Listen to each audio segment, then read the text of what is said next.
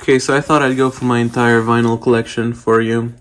I'm not really a collector, I don't really buy stuff just because it's rare or whatever. I, want to listen to all my stuff. But yeah, so first off, we have an AC/DC album, If You Want the Blood. This is a live album, I think, from 1978, or at least the 1978 tour.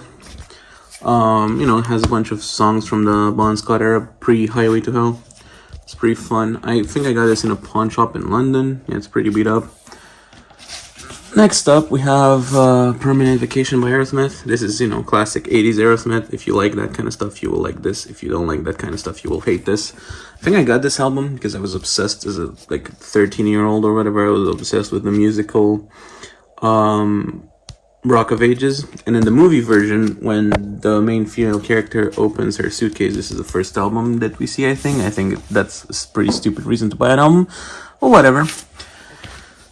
Next up, we have Pet Sounds by the Beach Boys. Look at Brian there, seeming like he's not gonna have a mental breakdown soon. Such a little trickster. I don't know if this is in mono or stereo or whatever. I think you should listen to the Beach Boys in mono generally because Brian was deaf in 1 year. He produced all this stuff. All the good Beach Boys albums, at least. We have A Hard Day's Night by the Beatles. I think this is a Bulgarian copy or something. I got this from a guy who was selling his vinyl collection in the street. And the streets are usually not the best place to buy vinyl, but this sounds decent, I suppose. And now we have some, more regular English prints, I think, of Beatles albums.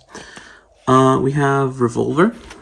This is unfortunately the bad version from 2009 that sounds, it's the kind of just the digital CD version on vinyl, which I'm not a fan of, but I'm not gonna buy the new remix just for that.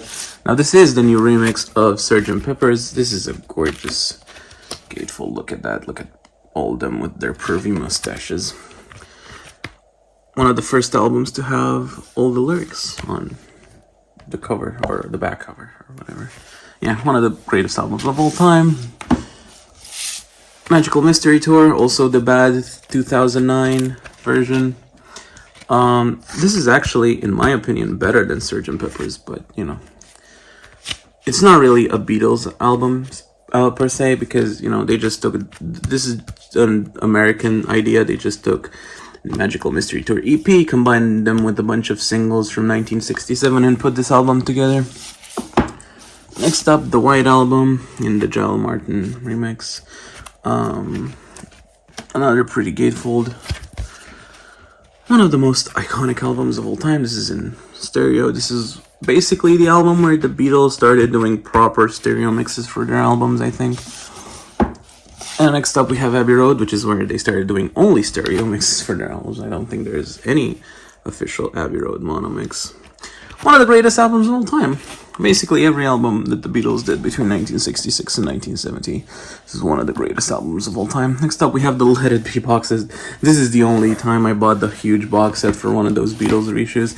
The reason why I bought it is for this little thing right here. To have an official version of Get Back with this cover is just absolutely wild to me.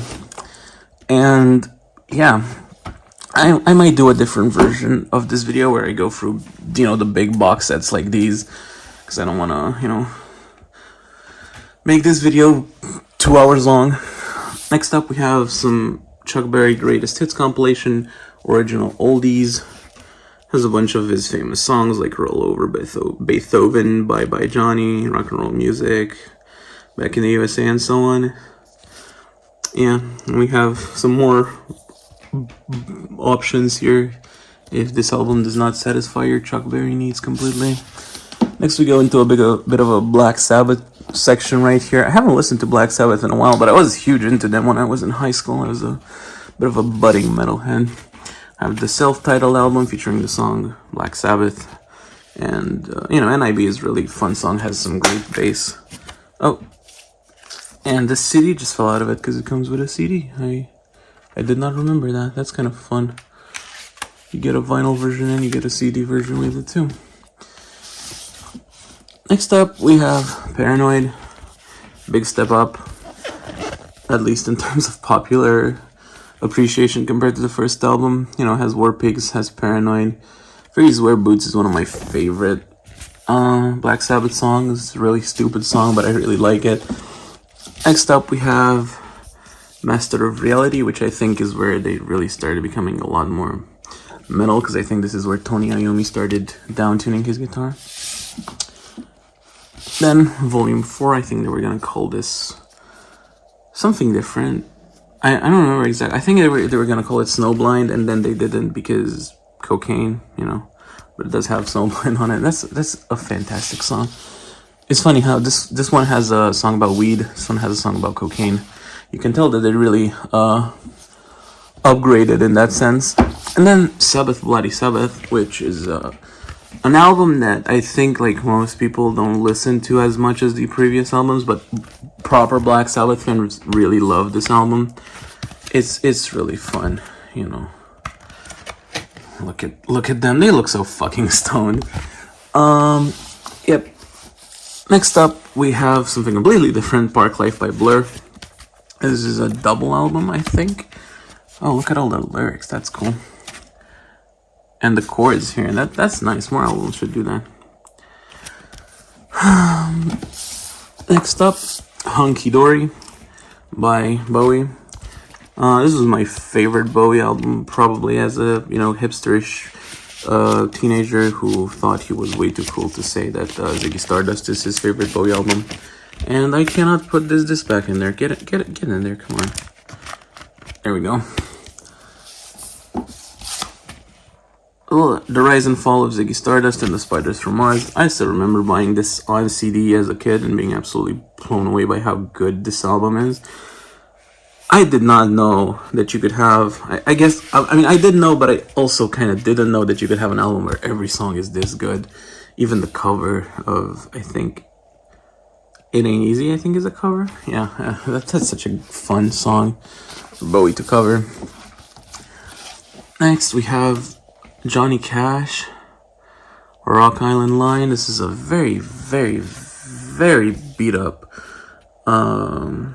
version of this particular album.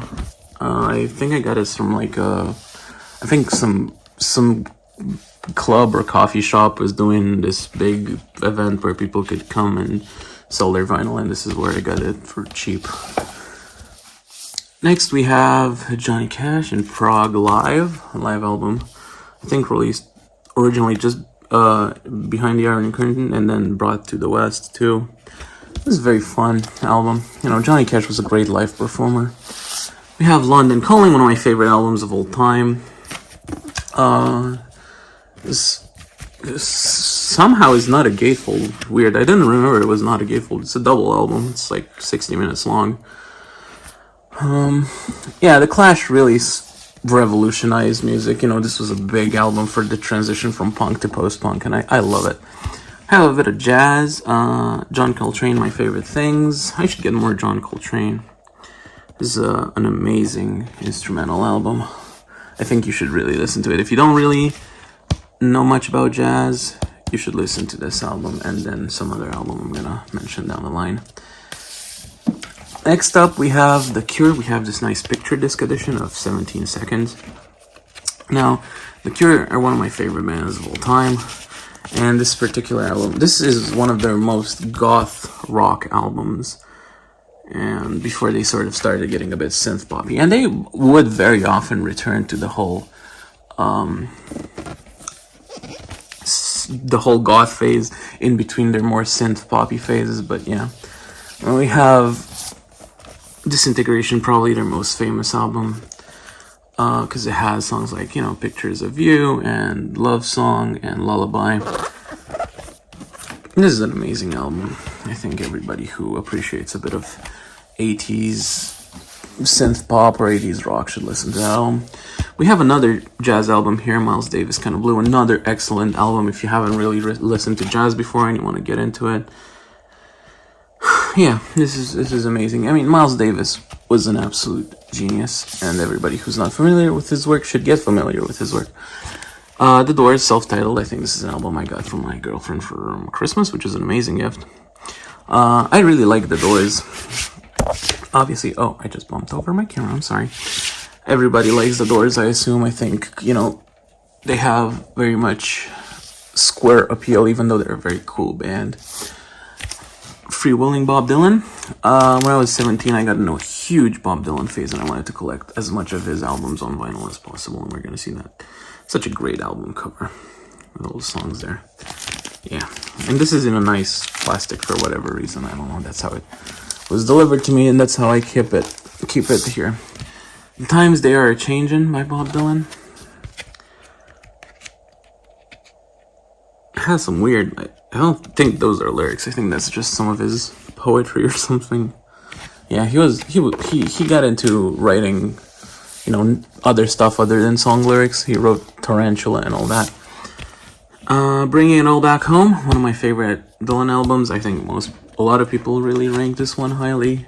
It's where he started going electric, except he didn't fully go electric yet. I think half of this has other people playing other instruments, and half of, you know, one side of it is just him on the acoustic. Highway 61 Revisited, continuing the trend from before. This album is, I think, fully electric, and there he is playing a Fender Stratocaster, I think. Yeah, amazing album. This one has Michael Bloomfield on guitar, who is a masterful guitar player. Blonde on Blonde with the fun, long cover here. Double album. One of the first double albums in rock music. Yeah, this is an amazing album. It has Visions of Joanna on it, which is one of the best songs Dylan has ever written. And other songs that are some of the best songs Dylan has ever written. We have here Nashville Skyline. I forgot the name of the album for 1 second. This album is super short, super quick, super fun. It's just like 20-something minutes long. It's a country album. You know, it's not my favorite Dylan album, but it's pretty good. He sings with a more crooner-style voice on here than he usually does. Blood on the Tracks, which was sort of one of his big comeback albums, like he sometimes does in his career, where he puts out an album where people remember that, yeah, Dylan is a fucking genius. This album has Tangled Up in Blue in it, which, it's Tangled Up in Blue. You know, I was gonna think up some compliment to use to describe it, but it's Tangled Up in Blue. It's one of the greatest songs of all time. What do you want me to say? I will call a lot of songs the greatest songs of all time, and a lot of albums the greatest album of all time while I'm filming this video, but it is what it is. You know, I try not to buy bad albums on vinyl. This is the only bootleg series. Oh no, it's not the only. I thought I was gonna say this is the only bootleg album I have on vinyl, but it's not. But it's arguably the best one, because it, unlike future releases, it doesn't just focus on one album. It focuses on one era. It features, you know, songs from like 30 years. So it's a lot of good stuff. Good early Dylan, good late Dylan. And I knocked over my camera again. Yeah, I'm sorry. Blind Willie McTell is on here, I think, and yeah, it's one of the highlights of this whole bootleg series stuff. Is it? Or did I completely... No, there it is. I found it. I'm sorry. I blanked out for a second there. Yeah, this is a great compilation. I think you should listen to it if you want to get into the bootleg series, if you're not sure if you're going to like it. Triplicate. This is a triple album. Featuring a bunch of Frank Sinatra style songs. It's a Beatles song, that's weird. I mean, yeah, I know, I probably Frank Sinatra covered it, but whatever. Well, we have the other bootleg stuff I have, but this one is a bit less lavish. It's 2 LPs. It's, based around the Blood on the Tracks era. Blood on the Tracks era. Deepest Purple, the very best of Deep Purple. I also got this in a pawn shop in London, I think. You know, nothing crazy. The best of Dire Straits and Mark Knopfler, Private Investigations. Featuring his very iconic candy red Strat on there. I'd like to thank all the musicians, producers, engineers, technicians, studio, and management staff who helped make these recordings possible. And he does not thank the fans. What an asshole. Eagles, Hotel California. I don't really know why I own this. I'm sorry. This is kind of dad rockish and kind of embarrassing. I mean, a lot of my collection It's kind of dad rockish and kind of embarrassing, but it is what it is. I am a very old man. I could not have set up that punchline better if I wanted to. Yeah, Billie Eilish. When We All Fall Asleep, Where Do We Go? I think it's called. It's a terrific album. It's like a solid 8 out of 10. Coming from a guy who did not really want to listen to modern pop music until recently. I recently heavily got into more modern pop, and this album is great. If you think, if you're like me, and you think, if you were like me, and you think, man, those kids and their pop music, I don't want to listen to Deep Purple and fucking Eagles and listen to real hardcore shit, I would suggest giving Billie Eilish a try. She is very good at what she's doing. She's a great songwriter, and her brother is a great producer and a great songwriter. Fleetwood Mac, Rumors, Take a Drink, another one of the greatest albums of all time. I don't know what they were putting in the cocaine in the 70s in, California, but this album is some good shit. George Harrison, All Things Must Pass, 50th anniversary. This is a triple album. This is the regular release. It doesn't have any of the bonus tracks or whatever, but you don't really need any bonus tracks for this album. It's so good. It features all the songs that George Harrison probably wanted to put on Beatles albums, but he was stuck to 2 songs per disc, so, Great album, give it a listen. If you are a big Beatles fan, this is one of the best solo albums done by an ex-member of the Beatles, and I think most of us know that. What's Going On? Marvin Gaye, amazing album, really important album. It's very fun to listen to, but it's also very, powerful. An album that is very fun to listen, but not very powerful, is, oh hey, that's me, is Dookie, Green Day. This is the big box for the, I think, 30th anniversary that came out last year, even though last year was technically the 29th anniversary. But I'm assuming they did that because this album we're gonna get American Idiot, or at least that's what I hope. And maybe we're gonna get Cigarettes and Valentine too, finally. I'm gonna do a video on all these box sets if you guys want me to. Or I'm gonna do it if you don't want me to. Revolution Radio, this album is sealed, actually, because I think it was like a limited edition, rare kind of thing, and I didn't want to cut down the value, especially because this album is not very good, so why would I listen to it if I can just make some money off it? I'm not gonna sell it or whatever, I'm just stupid like that. Greatest Hits, God's Favorite Band, featuring a bunch of songs from a bunch of different Green Day albums, and 2 new songs, one sort of new version of one song, and 1 brand new song. Yeah, Green Day, this era of Green Day, when they did this album and this compilation, and then Father of All Motherfuckers, probably Green Day's worst era, but it is what it is. They're doing better now. Saviors is pretty good, and I'll get that on vinyl eventually.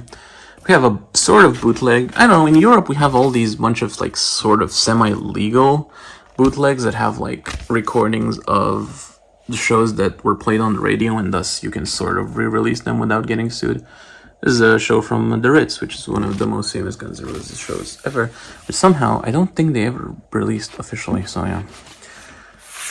Appetite for Destruction, one of the first albums I bought on vinyl. I think it's either the first or the second. Yeah, this album really, one of the albums that got me into rock music as a 12-year-old. Then we have Use Your Illusion 1 and Use Your Illusion 2. Talk about overkill. These albums are both way too fucking long. Way too fucking, full of like very long, kind of not super interesting songs. I'm sorry. They have a lot of good stuff on it. And November Rain is, listening to Slash play that November Rain solo and watching the music video where he walks out of the church really made me want to play guitar and get more seriously into music. But, those albums are very bloated. Hanoi Rock Self-Destruction Blues. This is a random ass album. Very influential to the whole LA hard rock, glam rock kind of scene. I mean, just look at them. They created that California 80s look for a while, I guess. Jimi Hendrix, the singles album. I'm a huge Jimi Hendrix fan, and somehow this is the only album I own of his. But I mean, considering this amazing track listing, I can see why I didn't really rush to buy another one. We have Johnny Mitchell, Hejira, I think. I got this album mainly from my girlfriend because she really likes it. And it's a really good album, yeah. I should get more Johnny Mitchell. I'm a big fan of a lot of her stuff, especially her early folk phase, but, you know, I should get into more of her stuff too. Surrealistic Pillow by Jefferson Airplane, and we also have Volunteers by Jefferson Airplane. I really like that whole Woodstock era, you know, the whole hippie shit. I think they made some amazing music, even though they wrecked the economy afterwards, but whatever. Robert Johnson, King of the Delta Blues Singers. This is a very nice acoustic blues album that was very influential, you know, to people like Eric Clapton and all of that. And we all know the story that he allegedly sold his soul at the crossroads. I don't really buy that, of course, but, you know, it's fun to talk about.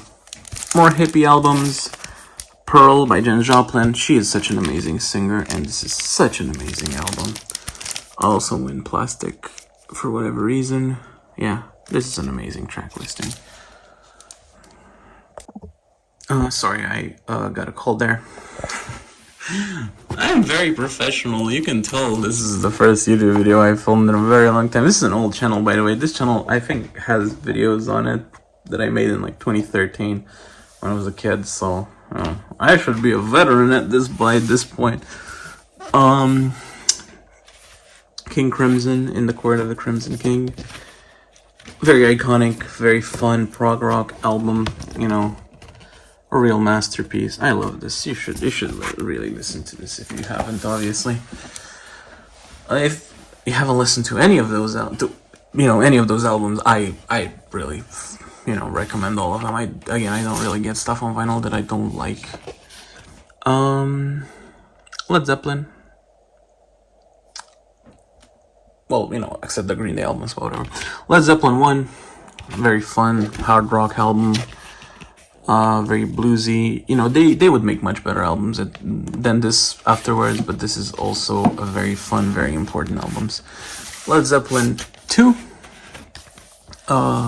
Huge change in the band sound, especially since Jimmy Page started playing Les Pauls. He also played, I think, some solid state Vox amps that really gave him a very fun, very almost like slightly brutalish, harsh sound. Led Zeppelin 4, or Untitled. Yeah, a classic fourth album, because you can't call it Led Zeppelin 4 because that's technically not its name. Amazing Gatefold, amazing album. Obviously, listen to it if you haven't. Then we have a bit more pop here. We have Dua Lipa's Future Nostalgia, the Moonlight Edition. Great album. And this adds a lot of tracks that the original album did not have, as you can see. I'm really looking forward to Radical Optimism. I think it's gonna be fun. I don't know if it's gonna be as good as this album, but, you know, looking forward to it anyway. Ram, Paul McCartney's probably best solo album, maybe other than Band on the Run, but I do not have Band on the Run, and I do have this one, so maybe this one's better. Huey Lewis and the News 4. This is, I think, famous as the album that Patrick Bateman puts on before he kills Alan something, before he kills the guy from 30 Seconds to Midnight. Fun album. I got this at a book fair, I think. So fun, polished 80s pop. I really like that.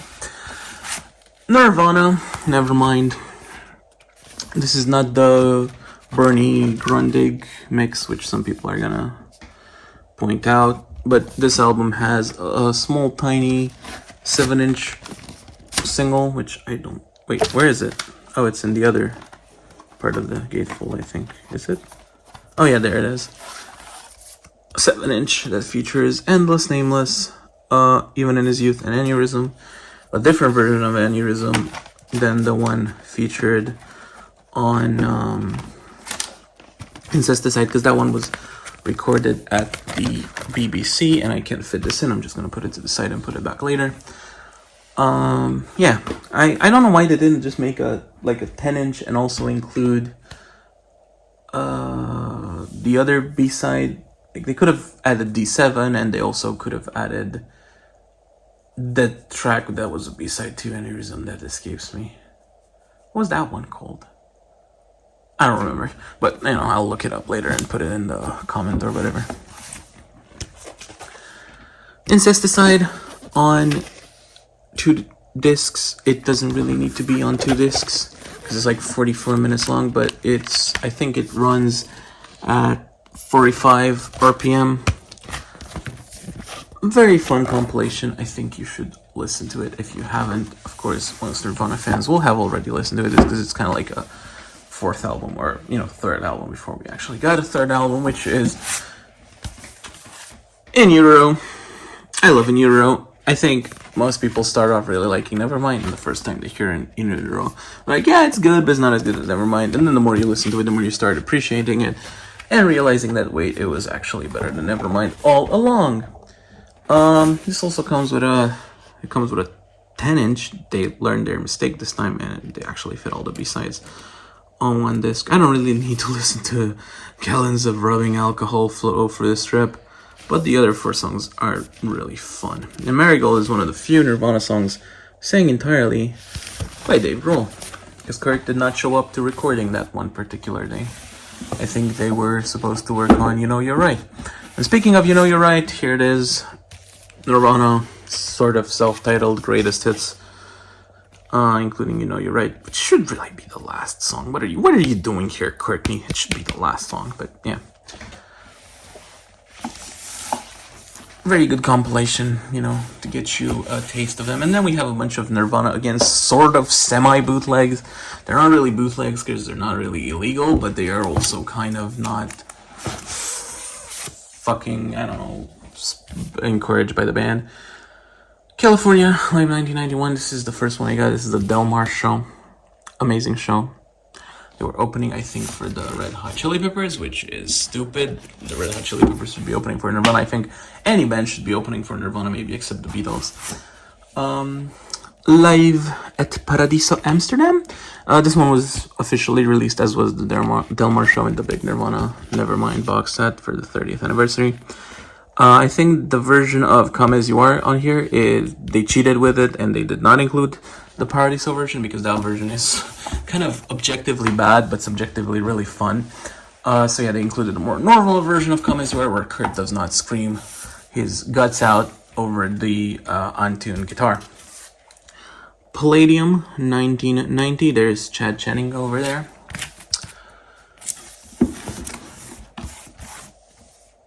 South American Blues and Grays. If I'm not mistaken, this is an album where the opening band was an all-female group and the audience was really negative about them, and Kurt just said, fuck it, we're gonna play a bunch of songs that y'all don't know, like Beeswax, and they never play, and Spank Through, and they never played Smells Like Teen Spirit completely.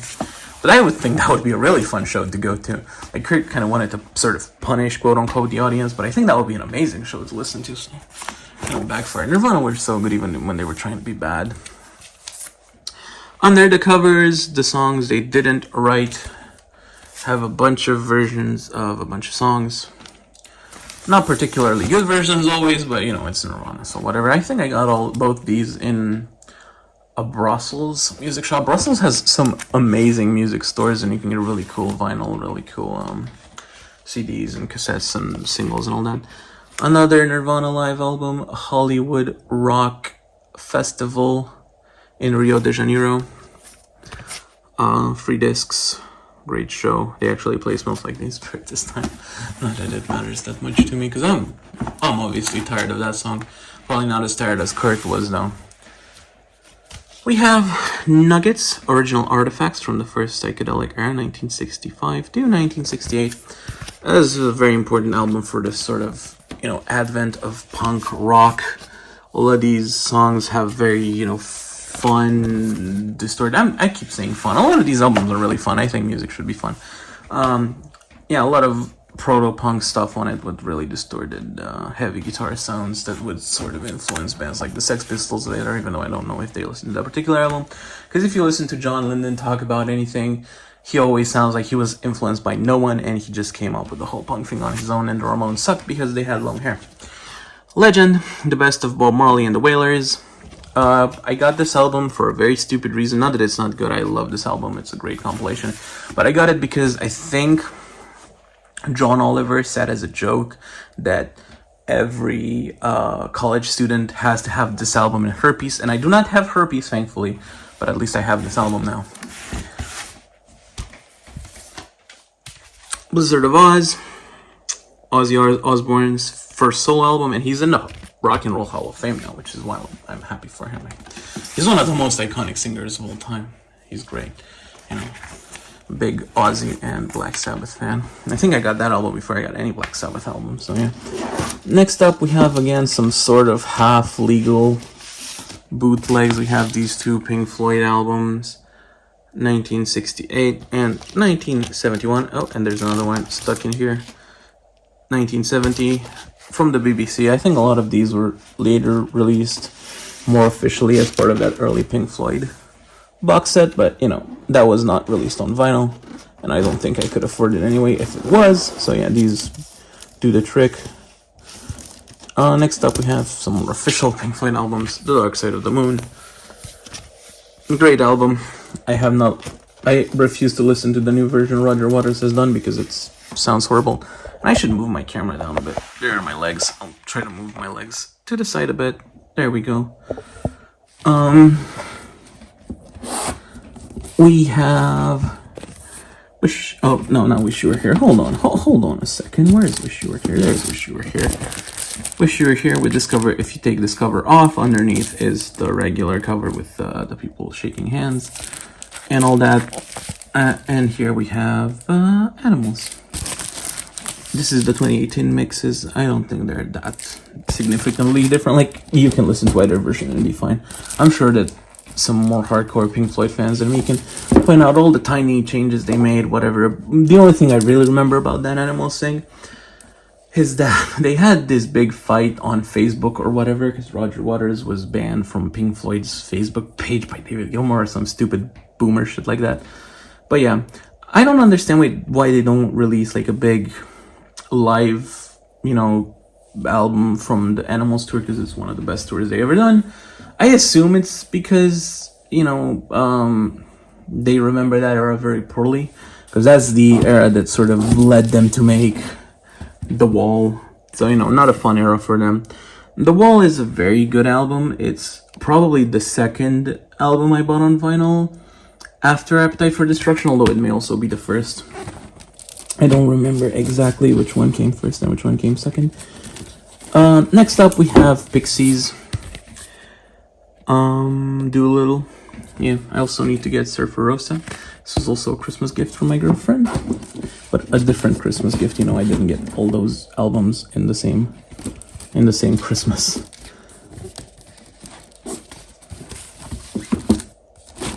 We have Iggy Pop, Lost for Life. I recently saw Iggy Pop live last summer at Electric Castle. He's so good. At his age, I mean, not even at his age, even if he was a 30-year-old, I would still think his performance was absolutely amazing. And this is such a great album produced by David Bowie, I think. Yeah. Amazing album. Yeah, recorded by David Bowie, whatever that means. Yeah, these albums keep falling down the wrong direction. They should be falling that way. Greatest Hits. This is an album I sort of stole from my stepfather. Not a huge Queen fan, but, you know, they are amazing musicians and very smart people. You know, Brian May's an astrophysicist. That's so cool. More bands should just have guitar players that are also astrophysicists. Another sort of semi-legal bootleg, live in Buffalo, February 8, 1979 by the Ramones. This is not really amazing. I mean, it's a good performance. It's not really amazingly recorded. But yeah, it does the job of, you know, having a Ramones live album. Yeah. I saw this in a shop and, you know, it disappeared. And then when I saw it again, I sort of impulse bought it because I didn't want it to disappear again because I felt really sad when it wasn't there anymore. Rocket to Russia, probably the best Ramones album. You know. Rockaway Beach, one of my favorite Ramones songs. Sheena is a punk rocker. We're a happy family. Teenage Lobotomy, and cover of Do You Wanna Dance. I think either this or their self-titled album is the best Ramones album, but I might be tempted to vote for this one.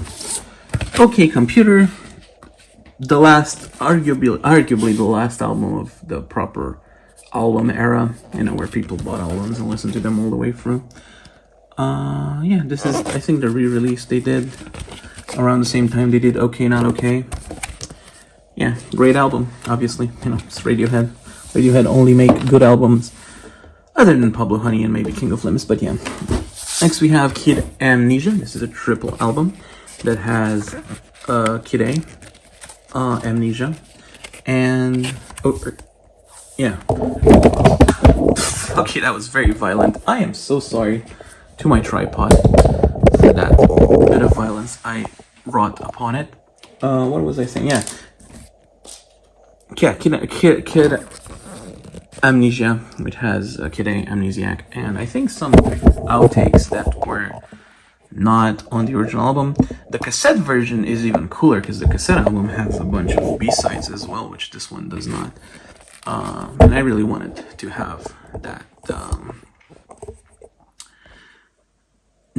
those B-sides, but I did not get it on cassette. And they should have just made it a 4-album version. That would have been even better. 4 whole vinyls full of early 2000 Radiohead. Even though Amnesiac is not as good of an album as Kid A is, it's, you know, it's kind of an outtakes album. But, you know, an outtakes album for a band this good, it doesn't even matter. Olivia Rodrigo, Sour. I forgot the name of the album for 1 second. Yeah, she recently put out Guts. Guts is even better than Sour, but Sour is an amazing album. She is really doing some good stuff. And I look forward to her doing some more good stuff in the future. We have a sort of Russian Rolling Stones album called All Together. This has a bunch of tracks from like the mid-60s period when they were trying to rip off Revolver and Sgt. Pepper before they started with more original stuff with Let It Bleed and so on. And Sticky Fingers and all that. You know, not my favorite Rolling Stones period. I should do more Rolling Stones album. Blue and Lonesome, a cover album. This was sort of the last Rolling Stones album for a while before they put Hackney Diamonds. It has a bunch of blues covers. I remember the music video for Write 'Em On Down had Kristen Stewart in it, riding around in a car, which was kind of fun. Good album, you know, good album full of covers and all that. Here we have a little booklet for the next big box set, which is the Lou Reed RCA, I think, albums. We have this flyer here if you're more curious about it. It contains all his sort of early albums and some more stuff. I'll do a different video on it if you want me to. Next up, Sex Pistols Spunk. This is sort of their alternative debut album. If you think Nevermind the Bollocks is too polished, I don't think Nevermind the Bollocks is too polished. I think Nevermind the Bollocks sounds great. The guitar sound on it is great. The singing is surprisingly great. You know, it's all very double track, very professional. It doesn't sound very punk, you could say. It sounds very much like a 70s rock album in that sense, but you know, it was put out by Virgin Records. It's a big album, it's a serious album, and this is sort of their rehearsal version of that. You can like both albums, you can like one better than the other, I don't really care. I like the official version better, because I enjoy well-produced albums, even in punk music. The Smiths, The Queen is Dead. Very good album, very fun album. I should get more Smiths albums. They were my favorite band when I was like 16. I was so hurt and lonesome and listening to songs like Cemetery Gates and Big Mouth Strikes Again and The Boy with a Thorn in His Side and being like, oh, Morrissey gets me so much. Nowadays I just think it's a really fun pop album. Bruce Springsteen's Greatest Hits, featuring all those tracks. I should get more Bruce Springsteen as well. He is an amazing songwriter. He is one of my personal songwriting heroes, you would say. He's a very hardworking person and a very brilliant person. We have another Rolling Stones album here, which is not next to the other Rolling Stones albums. I don't know why it's there. We have Mr. Charlie Watts, who is recently deceased, unfortunately, holding a Les Paul and another guitar, and a donkey holding a Gibson SG. Get your ass out. Yeah, amazing live album. This was put out, I think, in response to, if I'm not mistaken, it was put out in response to that bootleg, which I think was called Liver Than You'll Ever Be. And a lot of people prefer that one because it's less polished and all of that. But, you know, they're both really good albums. Where were we? Here. Van Halen 1. When I was learning to play guitar, I was just blown away by Van Halen, you know, tracks like Eruption. Obviously, when you learn to play guitar, you hear Eruption, and you're like, I will never be able to do that. And then later, when you get a bit better at playing guitar, you're like, maybe I'll be able to do that. And, you know, some people manage to do that and become really good 80s shred rock gods, and some people don't. And I did not, unfortunately, but, you know, maybe one day. The Banana album, Velvet Underground and Nico. This is a sticker you can peel off, and it'll have a pink banana inside, and whatever, designed by Andy Warhol. I wonder how many people just think this album is called Andy Warhol Boy, or it's called Peel Slowly and See by Andy Warhol. It's not. It's, you know, Andy Warhol is the artist of this very iconic cover. The album is called Velvet Underground and Nico, and it's allegedly produced by Andy Warhol. Although I don't really think he knew how to produce music.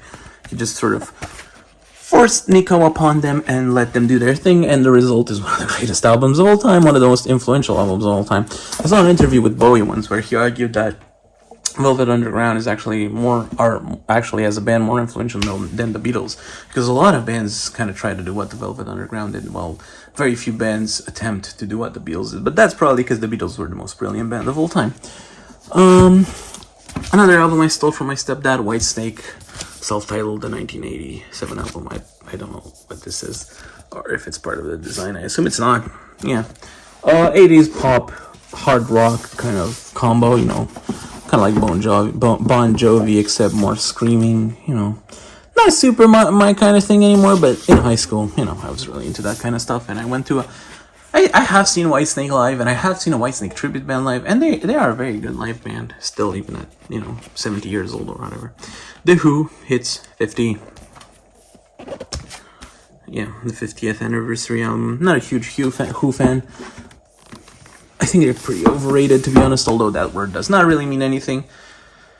And I think whenever I watch an interview with Pete Townsend, I always think, what a fucking asshole. I don't know. I just think he's an asshole. I'm sorry.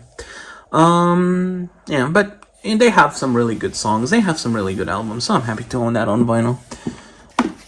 Weezer, self-titled, the 1994 album, also known as the Blue Album, featuring all of these very iconic songs, the singles, Buddy Holly, Undone, the Sweater Song, and Say It Ain't So. I love this album so much. If I could make an album this good, at some point, I would consider myself like a genius musician. And it's so wild to me that Rivers is so insecure and keeps putting out all those bullshit bad pop songs, because he thinks, you know, that's what'll make him famous. While if he tried reaching this level of quality again, he would probably be rewarded tremendously. Although I say that,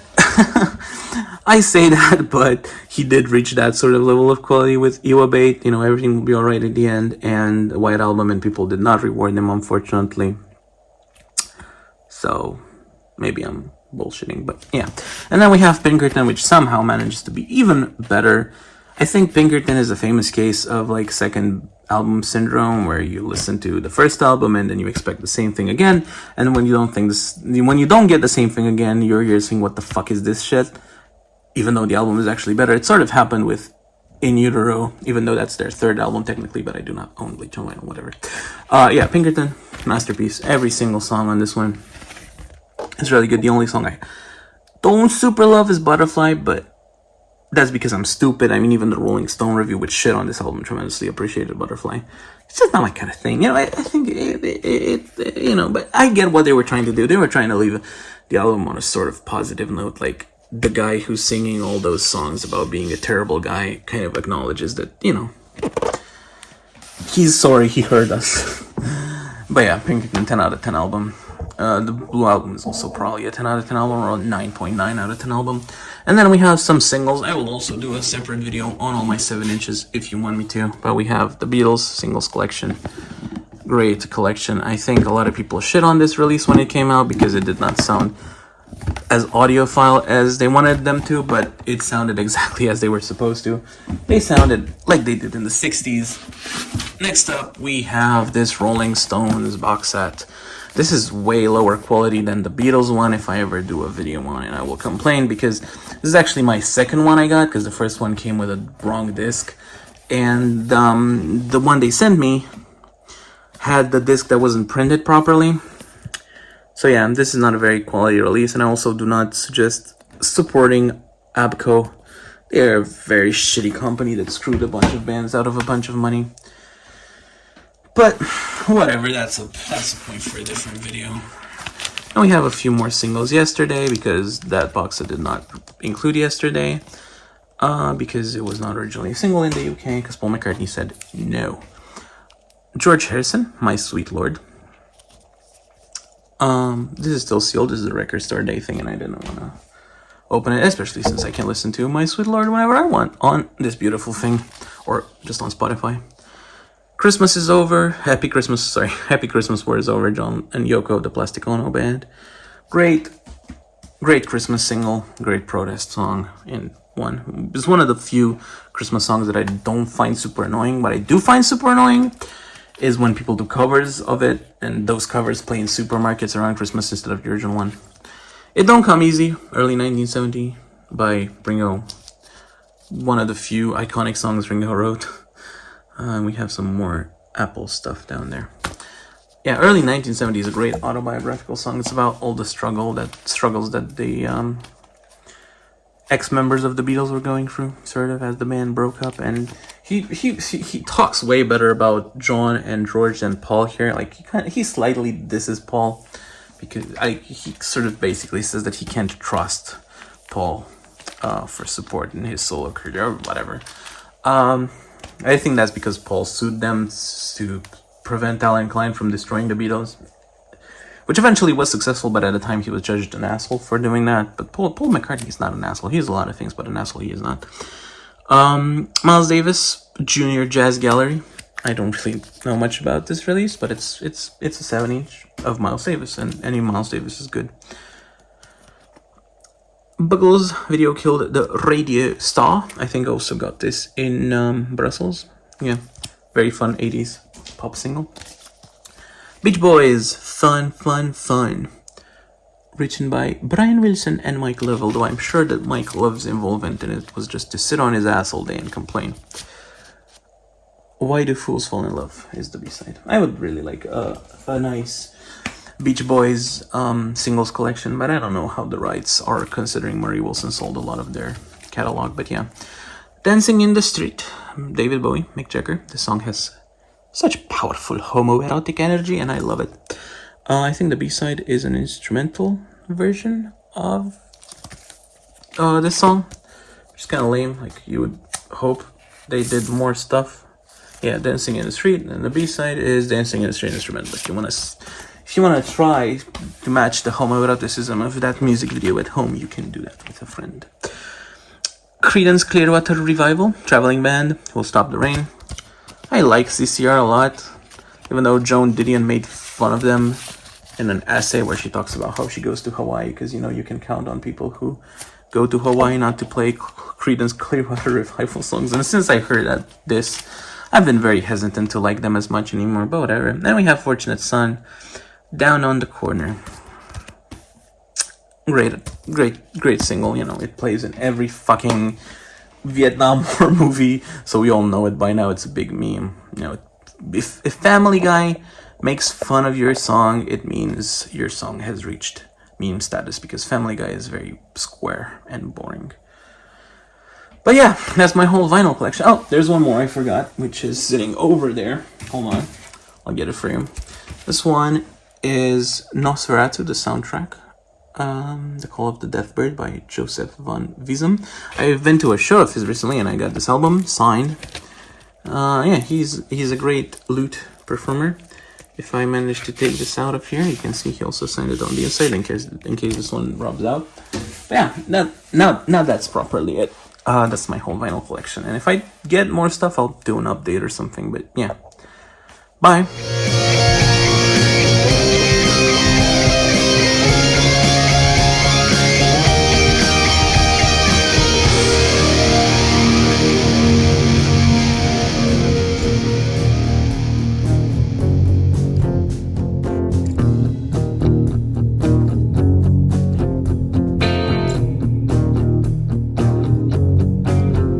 When you feel like a poet